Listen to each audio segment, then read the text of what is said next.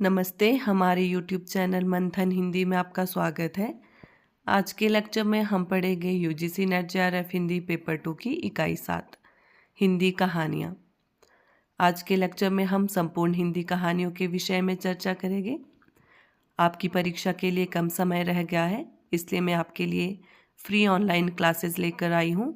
आप अपनी तैयारी को बेहतर बनाने के लिए हमारे चैनल से जुड़ सकते हैं तथा हमारे चैनल को ज़्यादा से ज़्यादा लाइक, शेयर एंड सब्सक्राइब करें।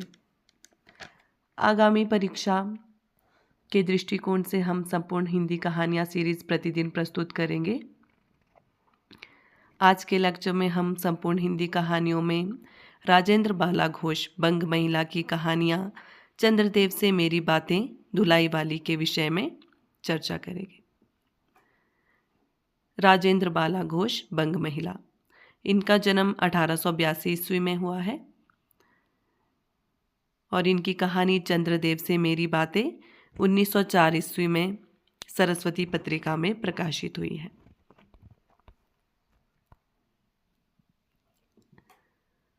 यह पहली राजनीतिक कहानी है। इस कहानी की शैली कहानी शैली नहीं है, अपितु यह कहानी पत्रात्मक शैली में लिखी गई है। इस कहानी की भाषा व्यंग्यात्मक है। इस कहानी में लेखिका चंद्रदेव से संवाद कर रही है। चंद्रदेव के अतिरिक्त अन्य किसी पात्र से लेखिका का संवाद नहीं है, अतः यह कैसी कहानी है? एकात्मक कहानी है। इसमें जो प्रमुख पात्र है वो भगवान चंद्रदेव है। इन्हें संकेत करके पत्रात्मक शैली में कहानी लेखन किया गया है। आइए कहानी पढ़ लेते हैं। भगवान चंद्रदेव, आपके कमलवत कोमल चरणों में इस दासी का अनेक बार प्रणाम। आज मैं आपसे 2-4 बातें करने की इच्छा रखती हूँ। क्या मेरे प्रश्नों का उत्तर आप प्रदान करेंगे? कीजिए, बड़ी कृपा होगी। देखो, सुनी अनसुनी सी मत कर जाना। अपने बड़प्पन की ओर ध्यान देना। अच्छा कहती हूँ, सुनो। मैं सुनती हूँ आप इस आकाश मंडल में चिरकाल से वास करते हैं। क्या यह बात सत्य है? यदि सत्य है तो मैं अनुमान करती हूँ कि इस दृष्टि के साथ ही साथ अवश्य आपकी सृष्टि हुई होगी। तब तो आप ढेर दिन में के पुराने बूढ़े कहे जा सकते हैं।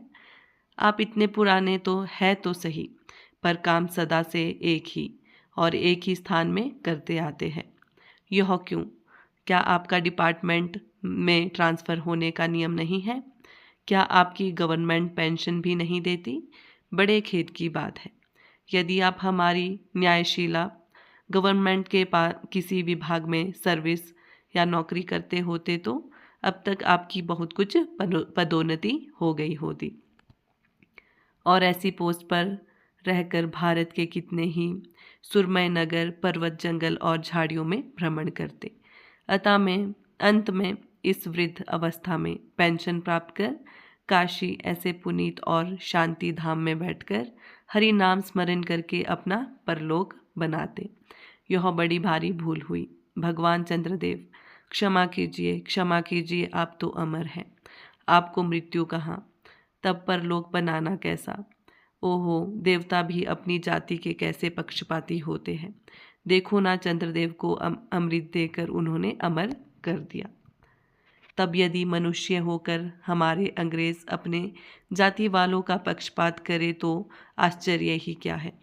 अच्छा, यदि आपको अंग्रेज जाति की सेवा करनी स्वीकार हो तो एक एप्लीकेशन हमारे आधुनिक भारत प्रभु लॉर्ड कर्जन के पास भेज दे। आशा है कि वे आपको आदरपूर्वक अवश्य आह्वान करेंगे, क्योंकि आप अधम भारतवासियों के भांति कृष्णांग तो है ही नहीं, जो आपको अच्छी नौकरी देने में उनकी गौरांग जाति कुपित हो उठेगी। और फिर आप तो एक सुयोग्य, कार्यदक्ष, परिश्रमी, बहुदर्शी, कार्यकुशल और सरल स्वभाव महात्मा हैं। मैं विश्वास करती हूँ कि जब लॉर्ड कर्जन हमारे भारत के स्थायी भाग्य विधाता बनकर आवेंगे तब आपको किसी कमीशन का मेंबर नहीं तो किसी मिशन में भर्ती करके वे अवश्य ही भेज देवेंगे, क्योंकि उनको कमीशन और मिशन दोनों ही अत्यंत प्रिय है। आपके चंद्रलोक में जो रीति और नीति सृष्टि के आदिकाल में प्रचलित थे वे ही सब अब भी है, पर यहाँ तो इतना परिवर्तन हो गया है कि भूत और वर्तमान में आकाश पाताल का सा अंतर हो गया है। मैं अनुमान करती हूँ कि आपके नेत्रों की ज्योति भी कुछ अवश्य ही मंद पड़ गई होगी, क्योंकि आधुनिक भारत संतान लड़कपन से ही चश्मा धारण करने लगी है। इस कारण आप हमारे दीनहीन क्षीण प्रभ भारत को अपनी दूर से भली भांति ना देख सकते होंगे। अतएव आपसे सादर कहती हूँ कि एक बार कृपा कर भारत को देख तो जाइए। यद्यपि इस बात को जानती हूँ कि आपको इतना अवकाश कहाँ, पर 8वें दिन नहीं तो महीने में एक दिन अर्थात अमावस्या को तो आपके हॉलीडे अवश्य ही रहते हैं। यदि आप उस दिन चाहे तो भारत भ्रमण कर जा सकते हैं। इस भ्रमण को आपको कितने ही नूतन दृश्य देखने को मिलेंगे, जिसे सहसा देखकर आपकी बुद्धि जरूर चकरा जाएगी। यदि आपसे सारे हिंदुस्तान का भ्रमण शीघ्रता के कारण ना हो सके तो केवल राजधानी कलकत्ता को देख लेना तो अवश्य ही उचित है। वहाँ के कल कारखानों को देखकर आपको यह अवश्य ही कहना पड़ेगा कि यहाँ के कारीगर तो विश्वकर्मा के भी लड़क दादा निकले। यही क्यों आपकी प्रिय सहयोगिनी दामिनो, जो मेघों पर आरोहण करके आनंद से अटखेलियाँ किया करती है, वह बेचारी भी यहाँ मनुष्य के हाथों का खिलौना हो रही है। भगवान निशानाथ, जिस समय आप अपनी निर्मल चंद्रिका को बटोर मेघमाला अथवा पर्वतों की ओट से सिंधु के गोद में जा सकते हैं, उस समय यही नीरदवासिनी विश्वमोहिनी सौदामिनी अपनी उज्जवल मूर्ति से आलोक प्रदान कर रात को दिन बना देती है। आपके देवलोक में जितने देवता हैं उनके वाहन भी उतने हैं, किसी का गज, किसी का हंस, किसी का बैल, किसी का चूहा इत्यादि। पर यहाँ तो सारा बोझ आपकी चपला और अग्निदेव के माथे मढ़ा दिया गया है। क्या ब्राह्मण, क्या क्षत्रिय, क्या वैश्य, क्या शूद्र, क्या चांडाल, सभी के रथों का वाहन वही हो रही है। हमारे श्वेतांग महाप्रभु गण को जहाँ पर कुछ कठिनाई का सामना आ पड़ा, झट उन्होंने इलेक्ट्रिसिटी को लापटका। बस कठिन से कठिन कार्य सहज में संपादन कर लेते हैं, और हमारे यहाँ के उच्च शिक्षा प्राप्त युवक काठ के पुतलों की भांति मुँह ताकते रह जाते हैं। जिस व्योमवासिनी विद्युत देवी को स्पर्श तक करने का किसी व्यक्ति का साहस नहीं हो सकता, वही आज पराए घर में आश्रिता नारियों की भांति ऐसे दबाव में पड़ी है कि वह चूं तक नहीं कर सकती। क्या करे? बेचारी के भाग्य में विधाता ने दासी वृत्ति ही लिखा था। हरिपदोद्भवा त्रयोक्य पावनी सुरसरी के भी खोटे दिन आए हैं। वह भी अब स्थान स्थान मैमबंद ग्रस्त हो रही है। उनके वक्षस्थल पर जहाँ तहाँ मोटे वृहदाकार खंभ गाड़ दिए गए हैं। कलकत्ता आदि को देखकर आपके देवराज सुरेंद्र भी कहेंगे कि हमारी अमरावती तो इसके आगे निरी फीकी सी जान पड़ती है। वहाँ ईडन गार्डन तो परिजात परिशोभित नंदन कानन को भी मात दे रहा है। वहाँ के विश्वविद्यालय के विश्वश्रेष्ठ पंडितों की विश्वव्याधिनी विद्या को देखकर वीणा पाणी सरस्वती देवी भी कहने लग जाएगी कि निसंदेह इन विद्या दिग्गजों की विद्या चमत्कारिणी है। वहीं के फोर्ट विलियम के फौजी सामान को देखकर आपके देव सेनापति कार्तिकेय बाबू के भी छक्के छूट जाएंगे, क्योंकि देव सेनापति महाशय देखने में खास बंगाली बाबू से जंचते हैं, और उनका वाहन भी एक सुंदर मयूर है। बस इससे उनके वीरत्व का भी परिचय खूब मिलता है। वहाँ के मिंट को देखकर सिंधु तनया आपकी प्रिय सहोदरा कमला देवी और कुबेर भी अकचका जाएंगे। भगवान चंद्रदेव इन्हीं सब विस्मयोत्पादक अपूर्व दृश्यों का अवलोकन करने के हेतु आपको सादर निमंत्रित तथा सवर्णीय आहूत करती हूँ। संभव है कि यहाँ आने से आपको अनेक लाभ भी हो। आप जो अनादिकाल से निज उज्ज्वल वपु में कलंक की कालिमा लेपन करके कलंक की शशांक, शशधर, शशलांछन आदि उपाधि मालाओं से भूषित हो रहे हैं, सिंधु तनय होने पर भी जिस कालिमा को आप आज तक नहीं धो सके हैं, वही आजन्म कलंक शायद यहाँ के विज्ञानविद पंडितों की चेष्टा से छूट जाए। जब बम्बई में स्वर्गीय महारानी विक्टोरिया देवी की प्रतिमूर्ति से काला दाग छुड़ाने में प्रोफेसर गज्जर महाशय फलीभूत हुए हैं, तब क्या आपके मुख की कालिमा छुड़ाने में वे फलीभूत न हो गए? शायद आप पर यह बात भी अभी तक विदित नहीं हुई कि आप और आपके स्वामी सूर्य भगवान पर जब हमारे भूमंडल की छाया पड़ती है, तभी आप लोगों पर ग्रहण लगता है। पर आपका तो अब तक वही पुराना विश्वास बना हुआ है कि जब कुटिल ग्रह राहु आपको निगल जाता है तभी ग्रहण होता है, पर ऐसा होता विश्वास करना आप लोगों की भारी भूल है। अतः हे देव, मैं विनय करती हूँ कि अब आप अपने हृदय से इस भ्रम को जड़ से उखाड़ कर फेंक दे। अब भारत में ना तो आपके और ना आपके स्वामी भुवन भास्कर सूर्य महाशय ही के वंशधरों का साम्राज्य है, और ना अब भारत की वह शस्य श्यामला स्वर्ण प्रसूता मूर्ति ही है। अब तो आप लोगों के अज्ञात एक अन्य द्वीपवासी परम शक्तिमान गौरांग महाप्रभु इस सुविशाल भारतवर्ष का राज्य वैभव भोग रहे हैं। अब तक मैंने जिन बातों का वर्णन आपसे स्थूल रूप में किया, वह सब इन्हीं विद्या विशारद गौरांग प्रभुओं के कृपा कटाक्ष का परिणाम है। यूं तो यहाँ प्रतिदिन पदवीदान के समय कितने ही राज्य विहीन राजाओं की सृष्टि हुआ करती है, पर आपके वंशधरों में जो 2-4 राजा महाराजा नाम मात्र के हैं भी वे काठ के पुतलों की भांति है। जैसे उन्हें अनेक रक्षक नचाते हैं, वैसे ही वे नाचते हैं। वे इतनी भी जानकारी नहीं रखते कि उनकी राज्य में क्या हो रहा है, उनकी प्रजा दुखी है या सुखी। यदि आप कभी भारत भ्रमण करने को आए तो अपने फैमिली डॉक्टर धन्वंतरी महाशय को और देवताओं के चीफ जस्टिस चित्रगुप्त जी के साथ अवश्य लेते आए। आशा है कि धन्वंतरी महाशय यहाँ के डॉक्टरों के सन्निकट चिकित्सा संबंधी बहुत कुछ शिक्षा लाभ कर सकेंगे। यदि प्लेग महाराज ईश्वर ना करे आपके चंद्रलोक या देवलोक में घुस पड़े तो वहाँ से उनको निकालना कुछ सहज बात ना होगी। यहीं जब चिकित्सा शास्त्र के बड़े बड़े पारदर्शी उन पर विजय नहीं पा सकते, तब वहाँ आपके देवलोक में जड़ी बूटियों के प्रयोग से क्या होगा। यहाँ के इंडियन पिनल कोड की धाराओं को देखकर चित्रगुप्त जी महाराज अपने यहाँ की दंड विधि को बहुत कुछ सुधार सकते हैं, और यदि बोझ ना हो तो यहाँ से वे 2-4 टाइपराइटर भी खरीद ले जाए। जब प्लेग महाराज के अपार अनुग्रह से उनके ऑफिस में कार्य की अधिकता होवे, तब उससे उनकी राइटर्स के काम में बहुत ही सुविधा और सहायता पहुंचेगी। वे लोग तो दिन का काम 2 घंटे में कर डालेंगे।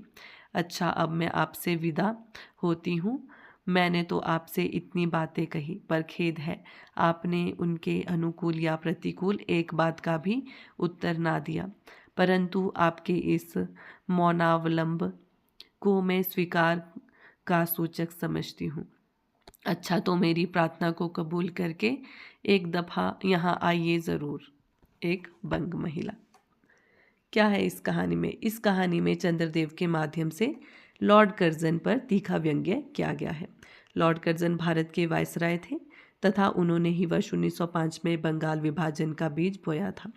अक्टूबर 1905 में ही बंगाल का विभाजन भी हो गया था।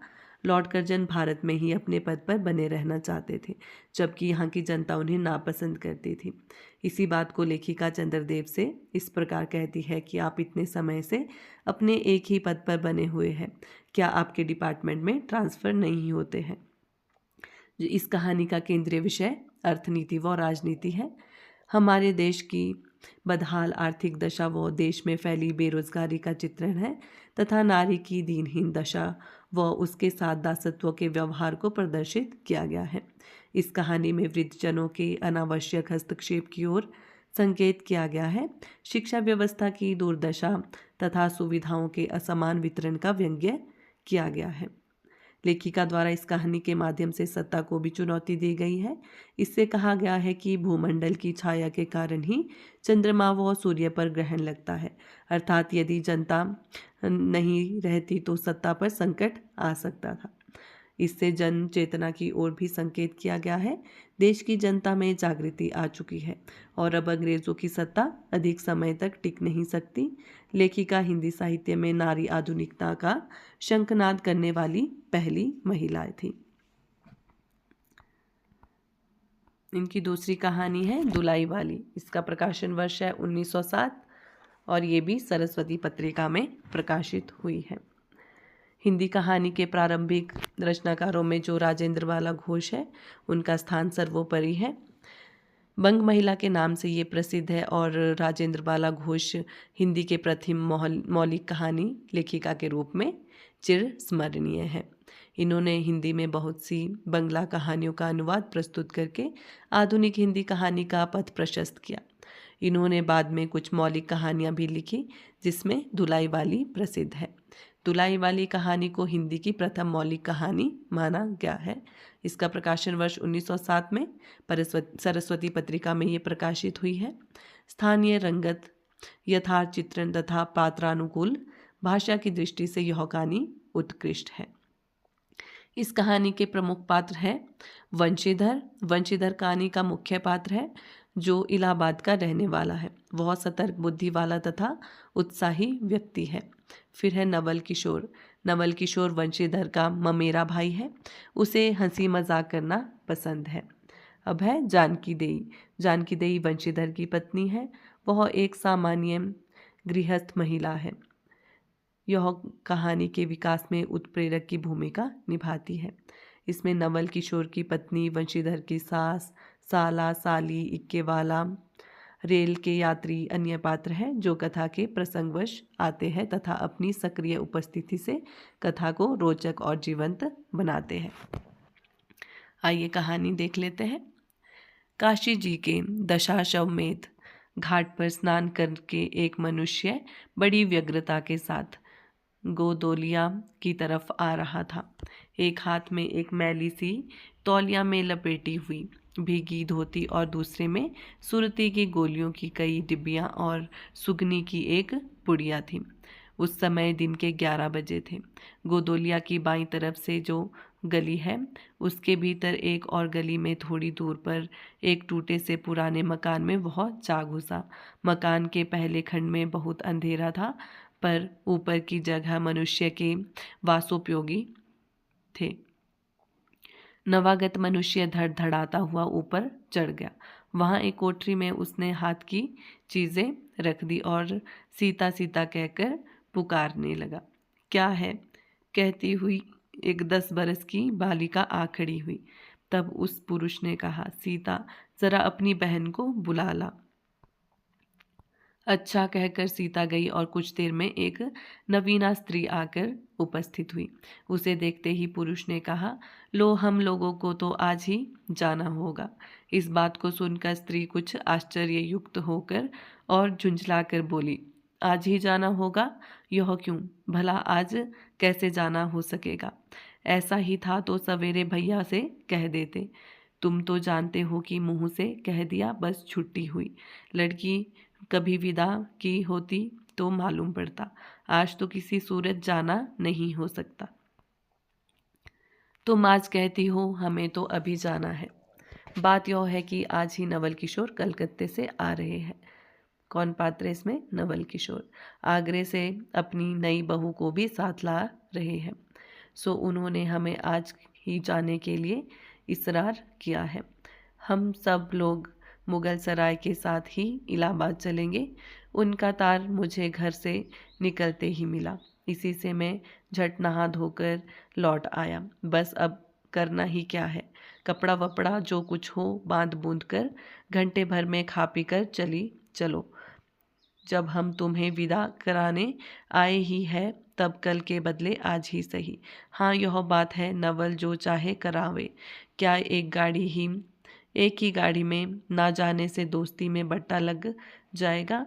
अब तो किसी तरह रुकोगी नहीं, ज़रूर ही उनके साथ जाओगे। पर मेरे तो नाक को दम आ जाएगी।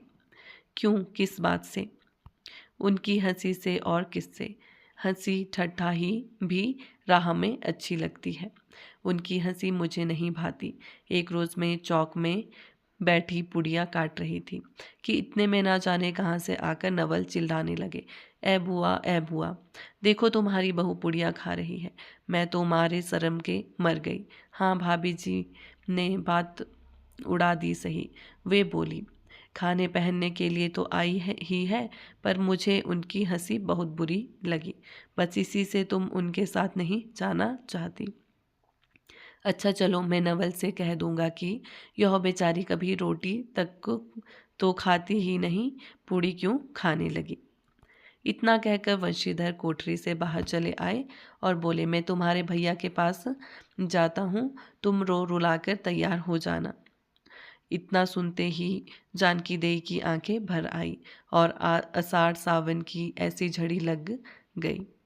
वंशीधर इलाहाबाद के रहने वाले हैं, बनारस में ससुराल है, स्त्री को विदा करने आए हैं। ससुराल में एक साले साली और सास के सिवा और कोई नहीं है। नवल किशोर इनके दूर के नाते के ममेरे भाई है, पर दोनों में मित्रता का ख्याल अधिक है। दोनों में गहरी मित्रता है, दोनों एक जान तो कालिब है। उसी दिन वंशीधर का जाना स्थिर हो गया। सीता बहन के संग जाने के लिए रोने लगी। माँ रोती धोती लड़की की विदा की सामग्री इकट्ठी करने लगी। जानकी देवी भी रोती ही रोती तैयार होने लगी। कोई चीज़ भूलने पर धीमी आवाज़ से माँ को याद भी दिलाती गई। 1 बजने पर स्टेशन जाने का समय आया। अब गाड़ी या इक्के अल्लाह कौन जाए। ससुराल वालों की अवस्था अब आगे की सी नहीं कि 2-4 नौकर चाकर हर समय बने रहे।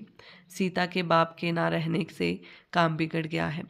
पैसे वाले के यहाँ नौकर चाकरों के सिवा और भी 2-4 खुशामदी घेरे रहते हैं।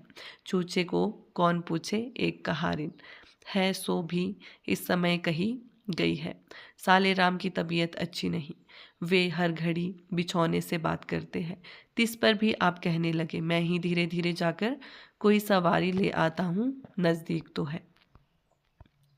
वंशीधर बोले, नहीं नहीं, तुम क्यों तकलीफ करोगे, मैं ही जाता हूँ। जाते जाते वंशीधर विचारने लगे कि इक्के की सवारी तो भले घर की स्त्रियों के बैठने लायक नहीं होती, क्योंकि एक तो इतने ऊंचे पर चढ़ना पड़ता है, दूसरे पराये पुरुष के संग एक साथ बैठना पड़ता है। मैं एक पालकी गाड़ी ही कर लूँ, उसमें सब तरह का आराम रहता है। पर जब गाड़ी वाले ने 1.5 रुपया किराया मांगा, तब वंशीधर ने कहा, चलो इक्का ही सही, पहुंचने से काम। कुछ नवल किशोर तो यहाँ के साथ है नहीं, इलाहाबाद में देखा जाएगा।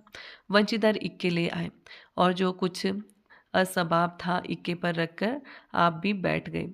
जानकी देई बड़ी विकलता से रोती हुई इक्के पर जा बैठी, पर इस अस्थिर संसार की स्थिरता कहाँ। यहाँ कुछ भी स्थिर नहीं। इक्का जैसे जैसे आगे बढ़ता गया, वैसे जानकी की रुलाई भी कम होती गई। सिकरौल की स्टेशन के पास पहुँचते पहुँचते जानकी अपनी आंखें अच्छी तरह पोंछ चुकी थी। दोनों चुपचाप चले जाते रहे थे कि अचानक वंशीधर की नज़र अपनी धोती पर पड़ी और अरे, एक बात तो हम भूल ही गए, कहकर पछता से उठे। इक्के वाले के कान बचाकर जानकी जी ने पूछा, क्या हुआ, क्या कोई ज़रूरी चीज़ भूल आए? नहीं, एक देसी धोती पहनकर आना था, सो भूलकर विलायती ही पहन आए। नवल कट्टर स्वदेशी हुए हैं ना, वे बंगालियों से भी बढ़ गए हैं। देखेंगे तो 2-4 सुनाए बिना ना रहेंगे। और बात भी ठीक है, नाहक विलायती चीज़ें मोल लेकर क्यों रुपए की बर्बादी की जाए। देसी लेने से भी दाम लगेगा सही, पर रहेगा तो देश ही में। जानकी ज़रा भौहें टेढ़ी करके बोली, ओह, धोती तो धोती, पहनने से काम, क्या यह बुरी है? इतने में स्टेशन के कूलियों ने आ घेरा। वंशीधर एक कूली करके चले गए। इतने में इक्के वाले ने कहा, इधर से टिकट लेते जाइए, पुल के उस पार तो ड्योढ़े दर्जे का टिकट मिलता है। वंशीधर फिरकर बोले, अगर मैं ड्योढ़े दरवाजे का ही टिकट लूँ तो? इक्के वाला चुप हो रहा। इक्के की सवारी देखकर इसने ऐसा कहा। यह कहते हुए वंशीधर आगे बढ़ गए। यथा समय रेल पर बैठकर वंशीधर राजघाट पार करके मुगल सराय पहुँचे। वहाँ पुल लांघकर दूसरे प्लेटफॉर्म पर जा बैठे। आप नवल से मिलने की खुशी में प्लेटफॉर्म के इस छोर से उस छोर तक टहलते रहे। देखते देखते गाड़ी का धुआं दिखलाई पड़ा। मुसाफिर अपनी अपनी गठरी संभालने लगे। रेल देवी सी अपनी चाल धीमी करती हुई गंभीरता से आ खड़ी हुई। वंशीधर एक बार चलती गाड़ी में ही मैं शुरू से आखिर तक देख गए, पर नवल का कहीं पता नहीं। वंशीधर फिर सब गाड़ियों को तेहरा गए। भीतर घुस घुस कर एक एक डिब्बे को देखा, किंतु नवल ना मिले। अंत को आप खिजला उठे और सोचने लगे कि मुझे तो वैसी चिट्ठी लिखी और आप ना आया, मुझे अच्छा उल्लू बनाया। अच्छा, जाएंगे कहाँ? भेंट होने पर समझ लूँगा। सबसे अधिक सोच तो इस बात का था कि जानकी सुनेगी तो ताने पर ताना मारेगी, पर अब सोचने का समय नहीं। रेल की बाट ठहरी। वंशीधर झट गए और जानकी को लेकर जनानी गाड़ी में बिठाया। वह पूछने लगी, नवल की बहू कहाँ है? वह नहीं आए, कोई अटकाव हो गया, कहकर आप बगल वाले कमरे में जा बैठे। टिकट तो ड्योढ़े का था, पर ड्योढ़े दरवाजे का कमरा कलकत्ते से आने वाले मुसाफिरों से भरा था, इसलिए तीसरे दर्जे में बैठना पड़ा। जिस गाड़ी में वंशीधर बैठे थे उसके सब कमरों में मिलाकर कल 10-12 ही स्त्री पुरुष थे। समय पर गाड़ी छूटी। नवल की बातें और न जाने क्या अगड़ बगड़ सोचते गाड़ी कई स्टेशन पर करके मिर्ज़ापुर पहुंची। मिर्ज़ापुर में पेटराम की शिकायत शुरू हुई। उसने सुझाया कि इलाहाबाद पहुंचने में अभी देरी है। चलने के झंझट में अच्छी तरह उसकी पूजा किए बिना ही वंशीधर ने बनारस छोड़ा था, इसलिए आप झट प्लेटफॉर्म पर उतरे और पानी के बम्बे के हाथ मुंह धोकर एक खोंचे वाले से थोड़ी सी ताजी पुड़िया और मिठाई लेकर निराले में बैठ आपने उन्हें ठिकाने पहुंचाया। पीछे से जानकी की सुध आई। सोचा कि पहले पूछ लूं, तब कुछ मोल लेंगे, क्योंकि स्त्रियां नटखट होती है, वे रेल पर खाना पसंद नहीं करती। पूछने पर वही बात हुई। तब वंशीधर लौटकर अपने कमरे में आ गए। यदि वे चाहते तो इस समय ड्योढ़े में बैठ जाते, क्योंकि अब भीड़ कम हो गई थी, पर उन्होंने कहा थोड़ी देर के लिए कौन बखेड़ा करे। वंशीधर अपने कमरे में बैठे तो 2-1 मुसाफिर अधिक देख पड़े। आगे वालों में से एक उतर भी गया था। जो लोग थे सब तीसरे दर्जे के योग्य जान पड़ते थे। अधिक सभ्य कोई थे तो वंशीधर ही थे। उनके कमरे के पास वाले कमरे में एक भले घर की स्त्री बैठी थी। वह बेचारी सिर से पैर तक ओढ़े, सिर झुकाए, एक हाथ लंबा, घूंघट काढ़े, कपड़े की गठरी सी बनी बैठी थी। वंशीधर ने सोचा, इनके संग वाले भद्र पुरुष के आने पर उनके साथ बातचीत करके समय बितावेंगे। 1-2 करके तीसरी घंटी बजी। तब वह स्त्री कुछ अचकचाकर थोड़ा सा मुंह खोल जंगले के बाहर देखने लगी। ज्यों ही गाड़ी छूटी वह मानो कांप सी उठी। रेल का देना लेना तो हो ही गया था, अब उसको किसी की क्या परवाह। वह अपनी स्वाभाविक गति से चलने लगी। प्लेटफॉर्म पर भीड़ भी ना थी, केवल 2-4 आदमी रेल की अंतिम विदाई तक खड़े थे। जब तक स्टेशन दिखलाई दिया तब तक वह बेचारी बाहर ही देखती रही, फिर अस्पष्ट स्वर में रोने लगी। उस कमरे में 3-4 प्रौढ़ा स्त्रियां, ग्रामीण स्त्रियां भी थी। एक जो उसके पास ही थी कहने लगी, अरे इनकर मनई तो नाही, आई लेना हो देखे हो रोवला कर थई। दूसरी बोली, अरे दूसर गाड़ी में बैठा हुई है। पहली बोली, दूर बोरही ई जाननी गाड़ी थेड़े है। दूसरी, तऊ हो भलू तो कहू, कहकर दूसरी भद्र महिला से पूछने लगी, कौन गांव उतरबू बेटा? मीर जेपुरा चढ़ी हऊ ना? इसके जवाब में उसने जो कहा सो वह ना सुन सकी। तब पहली बोली, हट हम पुछिलाना, हम कहाँ उतरू बोहो, आए इलाहाबाद। दूसरी, इलाहाबाद कौन गांव हो गोया। पहली, अरे नहीं जनलूँ पेयाग जी, यहाँ मन ई मकर नहाए जाला। दूसरी, भला पयाग जी काहे ना जानित ले कह के नाही, तोहरे पंच के धर्म के 4 दाई नहाए चुकी हैं, ऐसो हो सोमवारी और गहन, दका दका लाग रहा तउन तोहरे काशी जी नहाए गई रहे। पहली, आवी जाए के तो सब औते जाता बटले बटेन, पुण्य यह साइत तो बिचारो विपत में न पड़ल बाटिली, है हम पंचा है राजघाट टिकस कट उली, मोगल के सारे सराय उतरली हो द पुनः चढ़ली। दूसरी बोली, ऐसे एक दाई हम आवत रहे, एक मिली औरों मोरे संगे रही, दिकोने टिसनिया पर उकर मलिकवा उतरे से की जुरतइये गाड़ियाँ खुली। अब भैया उगरा फाड़ फाड़ नरियाए, ऐ साहब गड़ियाँ खड़ी कर, ऐ साहब गाड़ियाँ तनी खड़ी कर, भला गड़िया दही नाती काहे के खड़ी होए। पहली, ऊ मेहरुआ बड़ी उजबक रही, भला केहू के चिल्लाए से रेलियो कहूँ खड़ी होला। इसकी इस बात पर कुल कमरे वाले हंस पड़े। अब जितने पुरुष स्त्रियां थी एक से एक अनोखी बातें कहकर अपने अपने तजुर्बे बयान करने लगे। बीच बीच में उस अकेली अबला की स्थिति पर भी दुख प्रकट करती जाती थी। तीसरी स्त्री बोली, टिकसिया पल्ले बायना का नहीं, हे सहेबवा सुनी तो कलकत्ते ताई ले मसूलिया ले, अरे इहो तो नाही कि दूर के आवत रह लेना, फारगत के बदे उतर लेना। चौथी, हम तो इनके संगे के आदमी के देखो बे ना की हो गोया। तीसरी, हम देखे रहले हो मज एक टोपी दिहले रहले इनको। इस तरह उसकी बेसिर पैर की बातें सुनते सुनते वंशीधर ऊब उठे। तब वे उन स्त्रियों से कहने लगे, तुम तो नाहक उन्हें और भी डरा रही हो, जरूर इलाहाबाद तार गया होगा और दूसरी गाड़ी से वे भी वहां पहुंच जाएंगे। मैं भी इलाहाबाद ही जा रहा हूँ, मेरे संग भी स्त्रियां हैं। जो ऐसा ही है तो दूसरी गाड़ी के आने तक मैं स्टेशन ही पर ठहरा रहूँगा।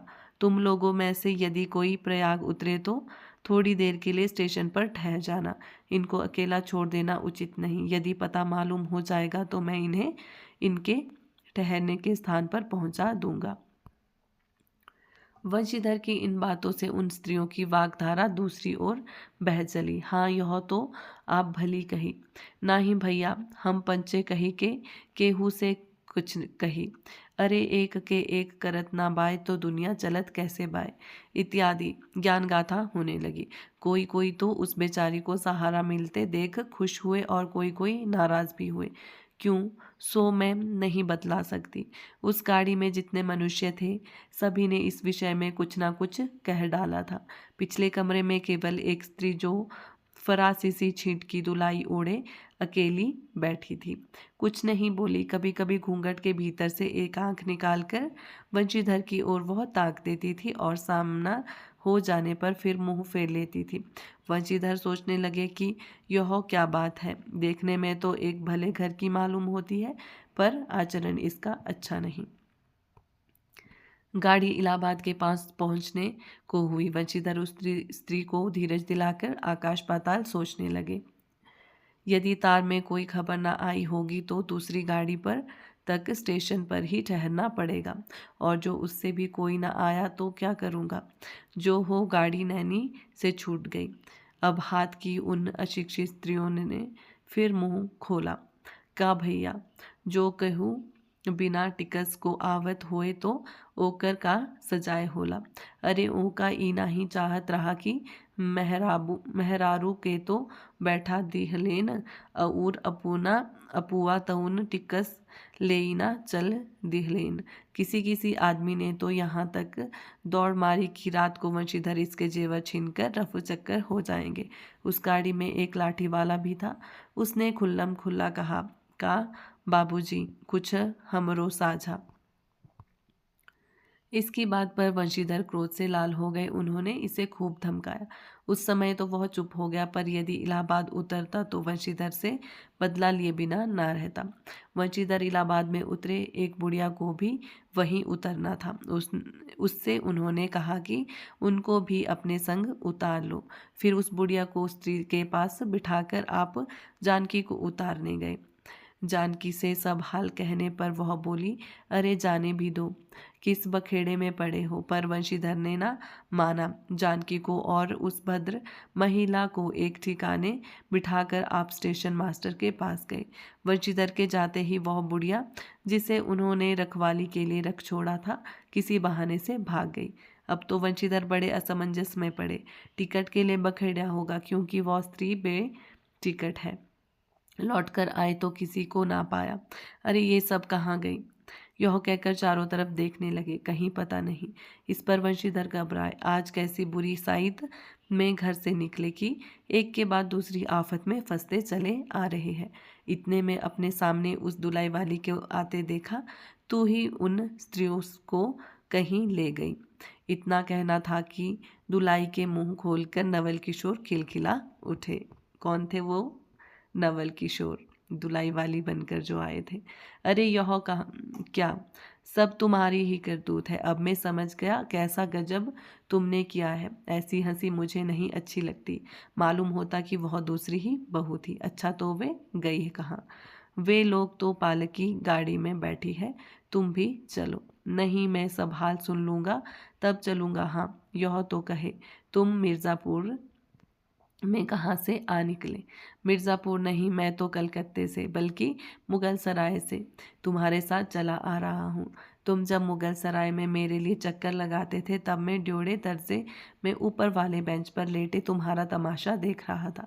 फिर मिर्ज़ापुर में जब तुम पेट के धंधे में लगे थे, मैं तुम्हारे से निकल गया, पर तुमने ना देखा। मैं तुम्हारी गाड़ी में जा बैठा, सोचा कि तुम्हारे आने पर प्रकट होऊंगा। फिर थोड़ा और देख ले, करते करते यहाँ तक नौबत पहुँची। अच्छा अब चलो, जो हुआ उसे माफ़ करो। यह सुन वंशीधर प्रसन्न हो गए। दोनों मित्रों में बड़े प्रेम से बातचीत होने लगी। वंशीधर बोले, मेरे ऊपर जो कुछ बीती सो बीती, पर वह बेचारी जो तुम्हारे से गुणवान के संग पहली ही बार में रेल में आ रही थी, बहुत तंग हुई। उसे तो तुमने नाहक रुलाया, बहुत ही डर गई थी। नहीं जी, डर किस बात का था? हम तुम दोनों गाड़ी में ना थे। हाँ, पर यदि मैं स्टेशन मास्टर से इतला कर देता तो बखेड़ा खड़ा हो जाता ना। अरे तो क्या मैं मर थोड़े ही गया था? 4 हाथ की दुलाई की बिसात ही कितनी। इसी तरह बातचीत करते करते दोनों गाड़ी के पास आए। देखा तो दोनों मित्र बधुओं में खूब हंसी हो रही है। जानकी कह रही थी, अरे तुम क्या जानो, इन लोगों की हंसी ऐसी ही होती है। हंसी में किसी के प्राण भी निकल जाए तो भी इन्हें दया न आवे। खैर दोनों मित्र अपनी अपनी घरवाली को लेकर राजी खुशी घर पहुँचे और मुझे भी उनकी यह राम कहानी लिखने से छुट्टी मिली। दुलाई वाली कहानी कैसी कहानी है ये? मनोरंजन प्रधान कहानी है। इस कहानी का प्रारंभ कहाँ से? काशी से होता है तथा अंत इलाहाबाद तक की यात्रा पर होता है। कहानी में नायक वंशीधर मुगल सराय से लेकर इलाहाबाद तक जाने वाली रेलगाड़ी में अपने मित्र नवल किशोर को खोजता रहता है, किंतु वह कहीं नहीं मिलता। अंत में एक बूढ़ी औरत का वेश धारण करने वाला नवल किशोर जब अपने मुंह से दुलाई हटाकर अपना चेहरा दिखाता है तो वहाँ भेद प्रकट होता है कि वंशीधर का मित्र नवल किशोर है, जिसे आरंभ में वंशीधर खोज रहा था, तथा कौतुक का दृश्य उभर कर सामने आता है। फिर वे सभी हंसी बोलते हुए इलाहाबाद में एक साथ अपने अपने घर जाते हैं। आलोच्य कहानी की कथा वस्तु बहुत साधारण है, किंतु इस कहानी की घटनाओं को रचनाकार ने बहुत सुंदर ढंग से नियोजित कर इसमें क्या है, जिज्ञासा उत्पन्न कर दी है। यह जिज्ञासा अंत तक बनी रहती है कि नवल किशोर और उसकी पत्नी कहाँ रह गए। अंत में जिज्ञासा का समाधान होने पर रचनाकार के विवेक और उसकी मौलिक कल्पनाशीलता की कुशलता का परिचय मिलता है। कहानी की संपूर्ण कथा दो पात्रों पर केंद्रित है, वंशीधर और नवल किशोर। वंशीधर और नवल किशोर दोनों इलाहाबाद के रहने वाले हैं। नवल किशोर वंशीधर का ममेरा भाई है, लेकिन दोनों के बीच मित्रता का गहरा संबंध है। सहायक पात्रों में वंशीधर की पत्नी जानकी देवी और नवल किशोर की पत्नी, जिसका नाम ही नहीं दिया गया है, जो कथा के विकास में अपनी सक्रिय भूमिका निभाती है। ये दोनों कहानी को रोचकता को गति प्रदान करती है।